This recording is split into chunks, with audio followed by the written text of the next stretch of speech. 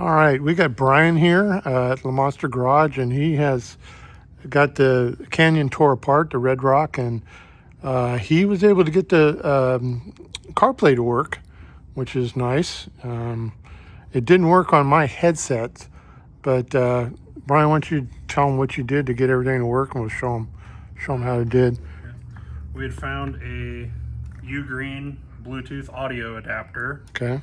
And then I used our existing USB power supply that's just powered off of the battery for now. Okay. Until we can find a keyed source. Okay. Yeah, so this is hot all the time, so it's not ideal. We're not sure if it's going to drain the battery or not. We'll go ahead and we'll see. And Brian's got his phone in it right now. And then, through the preferences menu, I was able to connect it to the driver headset. It pops up right there. Okay. Just back out all that.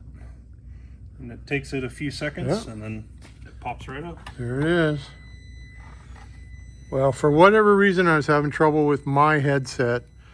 My Cena 10C wouldn't come up, but this is more ideal anyway because you don't need a helmet headset to put it on. So basically you need a USB power source to plug that little CarPlay dongle in, and we verified that it does work. The only thing we're going to look at is a keyed source next. What else did you find out that's interesting? Just like a lot of the other spiders, there is an order to the way that the panels have to come off. Okay. To be able to get it to this point. Okay. Which is, what's the order? Now, if you can do that. So you have the two side panels, your larger piece. Okay. Up at the top. Okay. And then you have your smaller piece that slips in at the bottom. You can kind of hold it. Oh, okay. So this lower piece has to come off first. Okay. To be able to get to the hardware behind it. Okay. Okay.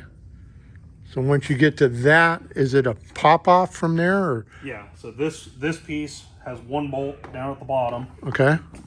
Down there. Okay. And then it's just a series of clips and tabs. Okay. And then the top piece, you've got two push pins up at the top. Let's see. Oh, okay. Yep. And then you've got a bolt here, and then two down here. Okay. And cool. then there's just a couple tabs up at the and those just lock in. Yeah, those just lock into the bottom. The pole's completely out. So that's pretty clean. I mean, it's simple. Yeah, it comes off fairly easy. Getting this side off was a little harder, just manipulating it around the brake pedal. Okay. Oh, yeah. Okay. What I noticed, and then Brian kind of verified, the fit and finish on this is pretty darn nice compared to the RT and the F3. Well, go ahead. You work on them every day. What do you think, Brian? Oh, definitely compared to an RT, the fit and finish on the Canyon is far and away better. Good.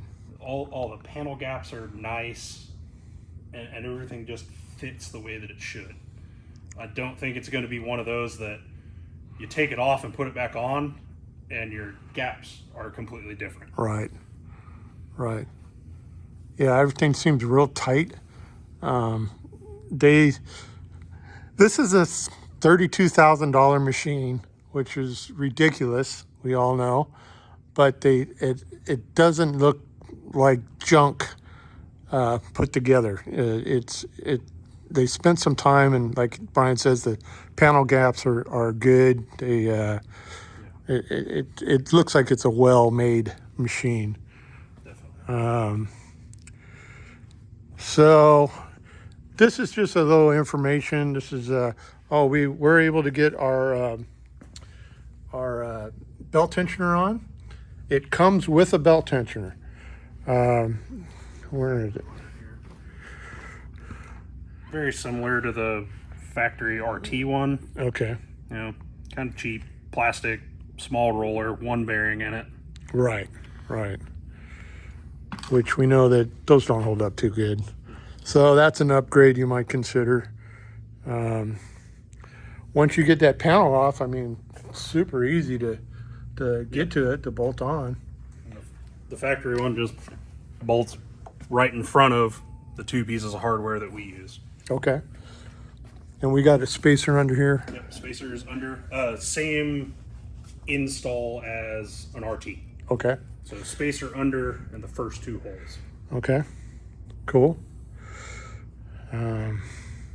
What else? What else do you notice that we can talk about here? Let's see.